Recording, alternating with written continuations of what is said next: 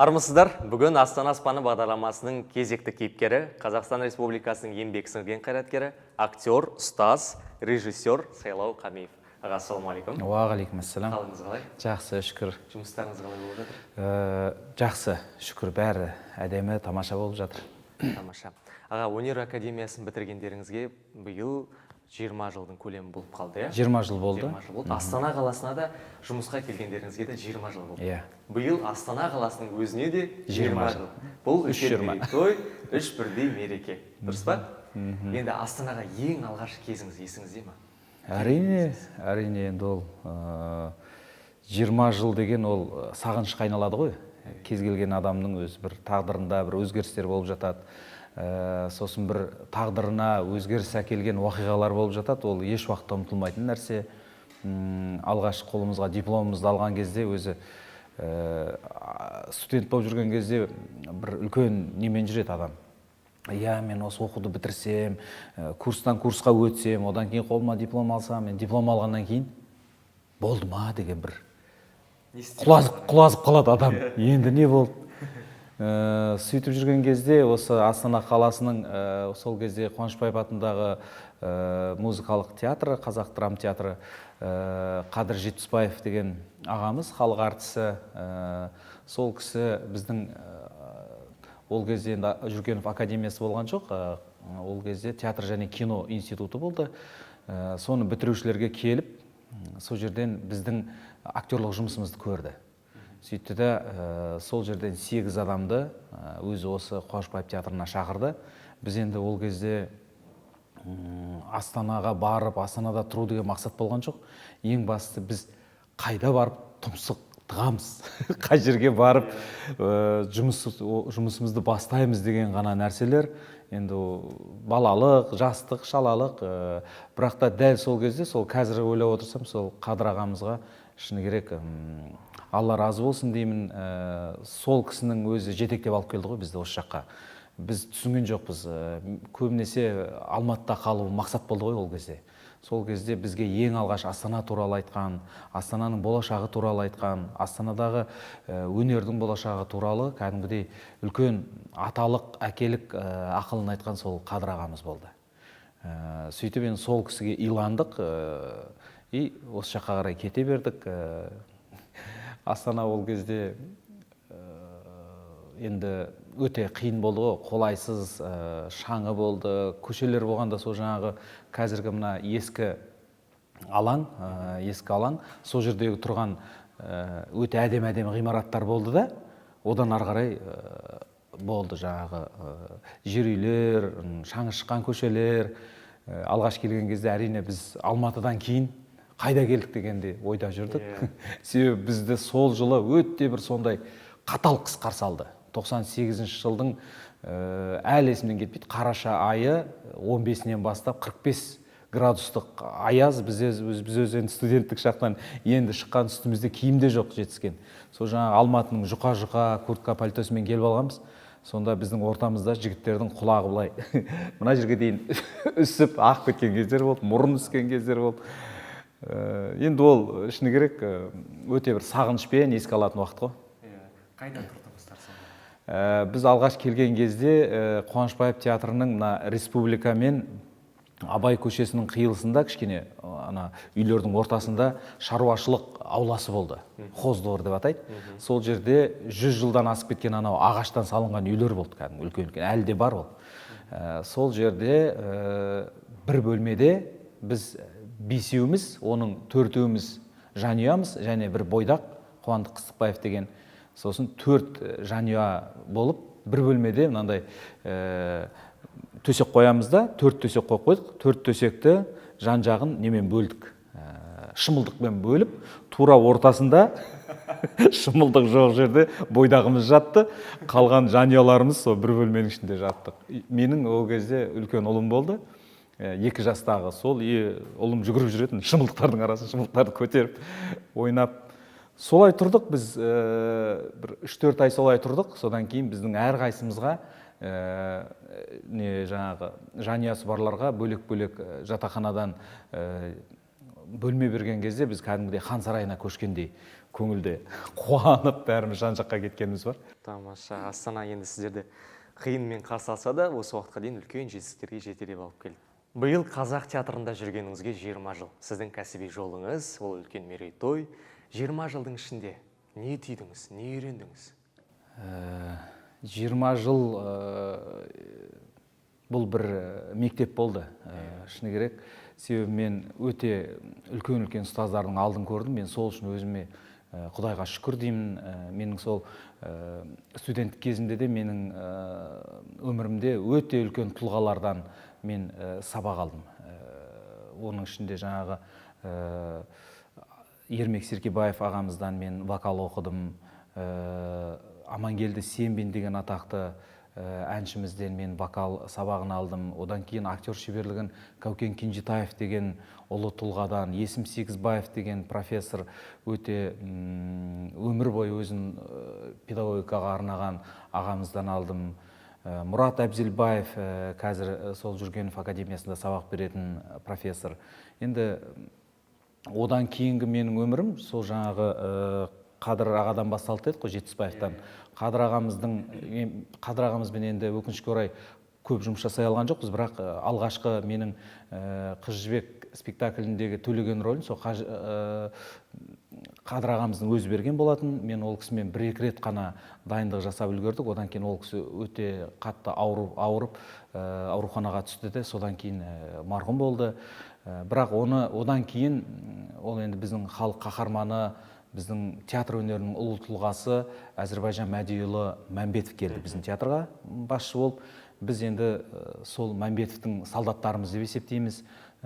Сол кісіден үлкен мектебінен өттік деп есептейміз. Мысалға 20 жылымның мен бір 5-6 жылында сол Мәмбетовпен жұмыс жасасам, ол қазіргі өткен 20 жыл және де менің осы өмірден өткенге дейін сол бір Мәмбетовтің мектебі, ол менің жүрегімде қалатын мектеп. Ол кісінің жұмыс жасауы. Себебі ол кісімен бір дайындықтың өзі ғұмырыңа жететін нәрселер беретіндей өте керемет тұлға. Мен өзім соған Құдайға шүкір деймін. Осындай ұлы адамдар. Енді ол кісіден актер шеберлігі болсын, режиссура болсын, бізбен отырып кәдімгідей сабақ өтпесе де, ол кісімен әңгімелесу, ол кісімен жұмыс процесінің өзінде көп нәрсе, ол кісінің мінезінен, өз-өзін ұстауынан көп сабақ алуға болатындай тұлға болды. Мен соны басып айтар едім, бұл бір үлкен мектеп болды деп. Енді мен өзім театрда бір 10 жылдай ғана жұмыс жасадым. Соңғы 10 жылым менің педагогикамен, оның соңғы 5 жылында режиссураға бет бұрдым. Соның барлығына әсерін тигізген сол менің осы уақытқа дейінгі көрген тұлғаларым, сабақ алған ұстаздарым болды. Сондықтан да бұл үлкен мектеп, ал енді білмейтініміз әлі қаншама, инемен құдық қазғандай ғой. Мен бірақ кез келген жерден өзіме керек нәрселерді алған жақсы көремін. Кез келген адаммен әңгімелесудің үстінде де мен өзіме көп нәрсені түйіп жинап жүрем. Оның қасында маған тағдыр осындай ұлы тұлғалармен, мен тағы айта кетейін, Майра Шәкен қызы, біздің Шәкен Аймановтың қызы, сол кісінің өзі мені оқудан құлап бара жатқан жерімнен оқуға, былайша айтқанда, ерікті тыңдаушы қылып қабылдап, кейін бір айдан кейін барып, мені шынымен де студент қылып қабылдаған кісі сол болатын. Сол кісінің көп мен кәдімгідей қамқорлығын көрдім. Ол да маған ұстаз деп есептеймін. Сондықтан да шыны керек, мен ұлы тұлғалардың кәдімгідей менің тағдырымда көп кездескеніне мен қазір Құдайға шүкір деймін.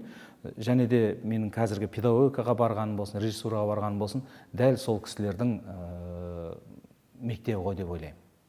Сондықтан да 20 жыл, былай қарасаң, түкке тұрмайтын уақыт қой. Бірақ түсіне білген, саралай білген адам үшін 20 жыл ол кәдімгідей ғұмыр.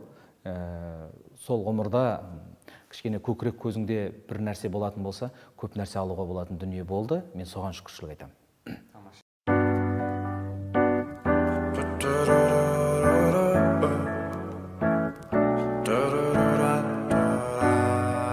Енді аға, біраз ұстаздарыңызды айттық, еске түсірдік. Сіз енді театрда өзіңіз 10 жыл актер болып қызмет жасадыңыз. 10 жылдың ішінде қандай рөлдерді ойнадыңыз? Жалпы саны қанша? Санын айту қиын шығар енді, бірақ мына Қуанышбаев театрындағы 98 жылдан бастап 2008 жылға дейінгі музыкалық қойылған спектакльдердің барлығының басты рөлдерін ойнадым. Музыкалық спектакльдердің себебі ол енді музыкалық драма театр ғой. Сондықтан ол жердегі репертуарда музыкалық театрлардың барлығының дерлік 100% деп айтуға болады. Музыкалық спектакльдердің барлығын ойнадым. Және бұрын Байсейітов атындағы опера және балет театры болған. Мен сол жерде 4 жыл келісім шартпен сол опера театрында Төлегенді орындадым. Қосымша жұмыс ретінде. Одан кейін драмалық спектакльдерден көбінесе басты емес, мынандай эпизодтық немесе қосалқы рөлдерде болды. Менің өзімнің былайша заманауи тілмен айтқанда фишкам сол музыкалық спектакльдердің рөлдері маған оң жамбасымнан өте жақсы келіп отырды. Енді оның ішінде жаңағы Мүсіревтің Қыз жібегіндегі Төлегені бар, Башмағым деген спектакль, енді татардың спектаклі, Әзірбайжанның спектаклі, Штраустағы жаңағы Жұбайлар жұмбағындағы Генрих деген біраз енді музыкалық спектакльдердің бәрінде. Өзіңіз ұстазсыз. Мен де сіздің шәкіртіңізбін, білесіз. Біраз оқыдық. Ең бірінші менің актер шеберлігіндегі ұстазым өзіңізсіз. Өте талапшылсыз, қаталсыз. Енді мұны барлық сіздің шәкірттеріңіз біледі. Мектебіңіз тым бөлек. Сайлау Қамиев деген үлкен аға оқытушының жалпы біздің университеттерде аты бар, шеберханасы бар. Жалпы сіздің шеберханаңыздан түлеп ұшқан актерлер көбіне далада қала бермейді. Иә, солай болса екен деймін, ләйім. Себебі мен қашанда айтам, сіздер орысша айтқанда штучный товар болуларың керек. Сіздер бітірген кезде өнердің ең сұранысқа ие өнер адамдары болуларың керек. Оны енді шет жағасын өзіңде көрдің. Менде ең бір қорқатын нәрсем, шәкірттерімнің алдына барғанда жалықтырып алмайын ба деп қорқам. Жалықтырып алу мен үшін педагогикадағы ең үлкен қорқыныш. Мен кез келген сабағыма таңертеңгілік, мысалға, студенттердің алдына бара жатқан кездегі бір ғана менің басымда тұратын нәрсе, мен бұларды қалай қызықтыра алам, қалай шығармашылық бұлардың ортасына от тастай алам, қандай ұшқын бере алам. Ауылдағы ағайынның қазір не істеп жатқанын біліп қойсақ, телефон арқылы қоңырау шалсақ.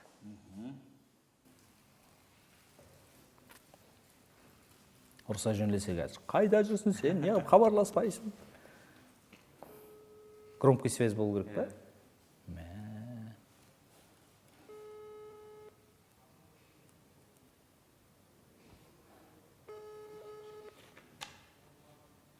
Айтайын ба? Эфирде отырмын деп. Алло. Капа? Ау. Қалайсың? Амансың ба? Жақсы. Өздерің қалайсыңдар? Жайлап, шүкір. Мен көп болды хабарласа алмай кеттім ғой. Қолым тимей жатқан шығар деп, мен де алаңдап соқпай-ақ қояйыншы деп ойлап қойып. Мамыр. Жақсы, шүкір. Мен громкий связьде тұрғанын айтайын ба? Мамым қалай, мам? Жақсы. Мен жақсы деп қойып, тіпті мамым қалай деген. Білмеймін ғой, шүкір шығар, ол кеше келді деді ғой. Не деді? Қайдан? Тойдан келді деген жоқ па? Так, Шымкентке барып келді ғой. Иә. Өзің қалайсың? Сен не хабарласпадың енді мамама? Қалай келдің? Мен деген не? Бүгін келіп жатырмын Алла деп үйге. Жанды. Телефон соғып сұрап тұрдым. Қалай келді ма, түсті ма атырауға. Сосын енді бүгін мен қайда білейін, деп сол данный момент хабарын білген жоқпын ғой бүгінгі. Бүгінгі, сөйтіп бүгінгі хабар деп айтсайшы, айтпесе мына жерде бәрі ойлап отырмын, мамасымен хабарласпайды екен. Бүгінгі хабар жоқ, мен әуетте келдім сол. Жақсы, Капа, сәлем айт. Мен сосын шығып звондайын, тағы да мына жерде эфирде отырмын. ана жерде тастасын. Жақсы. Аха, жақсы. Давай. Аха, жақсы. Ал аға, біздің пайдамыз тиіп кетті. Аха. Рахмет айту керек. Рахмет. Жақсы. Жалғастырайық. Қандай демалыс түрін ұнатасыз? Мен демалыс түрінің барлығын ұнатам, әсіресе мынандай далаға шығып, табиғат аясында футбол ойнап жатқан, қазанға тамақ пісіп жатқан, шашлық пісіп жатқан, сондай бір табиғат аясындағы демалысқа ештеңе жетпейді. Және де андай не деуші еді? Өзің бәрін өз қолыңмен істейтін демалыс болады ғой, кәдімгі қазан ошағыңды арқалап барып, өзің отынды жаңағы шауып, отты жағып, Кәуапты пісіріп. кәуапты жаңағы маринаттап, сосын барып оны алып кеп, сосын жаңағы бала шағаңмен футбол ойнап, Самаурынның шайы. қандай керемет. Сол демалыс маған анау шетелде анда-мында жүреміз ғой. Ол енді былай қызығушылық, ал ол демалыс емес. Ал нағыз демалысты мен жаңағыдан табам. Өзіме жаныма рахат табам. Мен шәкірттеріммен көп жүргенді қалаймын солай. Табиғат аясына көп шыққанды қалаймын. Ол керемет демалыс мен үшін. Дәл сондай демалыстарда, яғни жалпы жылына қанша демалыс жариялайсыз өзіңізге? Ой, менде ондай жоқ. Мен мысалға жұмыс көбейген кезде демалыс туралы ойлауға тіпті мұрша болмай жатады. Мүмкін осындай бір сұрақтар келген кезде өзі бір ыңғайсызданып қаласың, бір қалыптаспаған, әлі бір жетілмеген адам сияқты болып көрініп жатамыз. Білмеймін, қазір бір күйкі тіршіліктің соңында жүрміз, сондықтан да бұндай демалыстың өзі жоспарсыз болып жатады. Кейде бір қолың бос болып қалған кездерде ғана сөйтіп, ал енді былайдай мен үкіметтің жұмысынан демалысқа шығамын ғой, кәдімгі жаздағы. Сол кездердің өзінде де мен жұмыс жасаймын. Себебі жұмыссыз жүру ол мен үшін өте психологиялық жағынан өте ауыр маған. Күйзеліс болады. Күйзеліс болады. Себебі бір керексіз адам сияқты болып қалған сияқтысың, бір ешкімге керек жоқ сияқты бір күйде қалатын сияқты болып қаласың да. Сондықтан да жұмыс. Енді біз жаңа тауға барып жер қазып жатқан ештеңеміз жоқ қой, сол барлығы шығармашылық жұмыстар ғой. Сондықтан да жаңағындай жоспарлы түрде демалуды мүмкін мен сол Алла қаласа зейнеткерлік жасқа жеткен кезде мүмкін жоспарлайтын шығармын. Ал әзірге тек қана жұмыс болып тұр. Жақсы. Ал енді сол жұмыстың ішінен дәл осы біздің жаңа жылға дейін қандай үлкен істі тыңдырып жатырсыздар? Қандай жаңалықтар болады? Қазір мен бір режиссер деп жаңа өзің айтып жатырсың, сол нағыз режиссураның дәмін татқан кез осы кез болып жатыр. Маған қазір 4 бірдей менің премьерам күтіп тұр алда. Ол осы қараша айының 20-21 күндері АИ жеке театры бар, Айгүл Иманбаеваның. Сол жерде мен Қозы көрпеш баян сұлу трагедиясын және менің әйелім өтірікші деген комедия қойып жатырмын. Ол екеуі 20-21 күні 2 бірдей премьера өткелі тұр. Қатар-қатар одан кейін 11 желтоқсан өзіміздің Астана қаласының Номад театры құрылған болатын.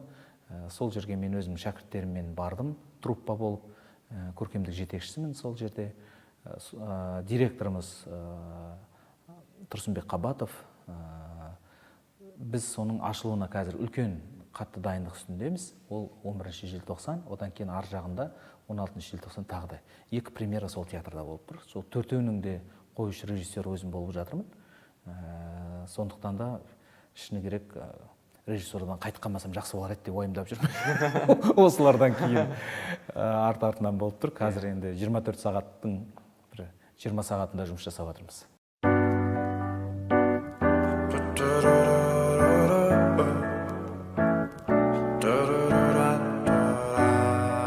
Ал аға, енді біз сұхбатымызда сіздің актерлік өнеріңіз туралы, кәсібіңіз, режиссерлік өнеріңіз, одан кейін шәкірттеріңіз туралы біраз әңгіме айттық. Енді біздің сұхбатымыздың екінші бөліміне өтсек, яғни 1 минут деп аталады. 1 минуттың ішінде мен сізге 10-15 сұрақ қоям. Қысқа да нұсқа жауап беруіңіз керек. Әртүрлі сұрақтар, логикаға қатысты, әзілге қатысты, кәсіби шеберлігіңізге қатысты. Дайынсыз ба? Бисмиллах. Бізге ол үшін көмектесетін мынандай құмсағаттың 1 минут Қант сағат де. Қант сағат дейміз, құм сағат дейміз, неше түрлі атауы бар. Осының көмегіне жүгінеміз. Бастаймыз ба? Жақсы. Кеттік. Кеттік. Есіміңіз қандай мағынаны береді және оны кім қойды? Әкем қойған болу керек, көршімен бірге отырып, сол естідім, сол 73 жылдың 17 маусымында сайлау болған екен, сол күні туғам. Сахнаға дайындалмай шыққан актер ең бірінші көрермен алдында не істеу керек? Жылау керек немесе күлу керек. Сіз жасап көрмеген нәрсе. Ой, көп менің жасап көрмеген нәрсе. Енді мысалы өміріңізде не істеп көрмедіңіз? Судың астына түсіп көрген жоқпын, космосқа ұшып көрген жоқпын. Сіз ойнай алатын аспаптар. Домбыра, гитара, аздап күй сандық. Той жүргізесіз. Жүргіздім, қазір жоқ. Тоқыл алғыңыз келе ме? Әзірге жоқ. Алдағы уақытта. Мүмкін, бәрі мүмкін, тағдыр ғой. Мына эфирден кейін енді жеңгеміз не дейді екен шығады ғой. Тағдыр деген сөз ғой ол. Байқаудан 1 миллион теңге ұтып алдыңыз. Не істейсіз? Жанұям алып кетіп беремін. Өздері біледі ағай, не істесе де. Өмір есеп пе? Әрине. Тамаша. Аға, 1 минуттың ішінде 15 сұраққа жауап беріп үлгердіңіз. Енді сұхбаттан алған әсеріңізі біздің мынандай смайликтермен көрерменге қазіргі ішкі көңіл күйіңізді бейнелеп көрсетсеңіз. Таңдаңыз. Ал енді мына смайликтерді мен түсініп алайын. Мынау жылап тұрған сияқты. Әбілгерге түскен жоқсы. Көрерменге тұрған сияқты. воздушный поцелуй жібересіз ба? Мынандай болып тұрған сияқты. Қазір осындай болып тұрсыз. Өзімше болып, иә. Көзілдірігіңіз жоқ па қазір? Кісі болып. Жоқ, ана көзілдірігім айтқан әңгімем ғой. Өзінше кісі болып бір. Ал, көрсетіңіз. Әңгіме айтқан сияқты болып отырмын.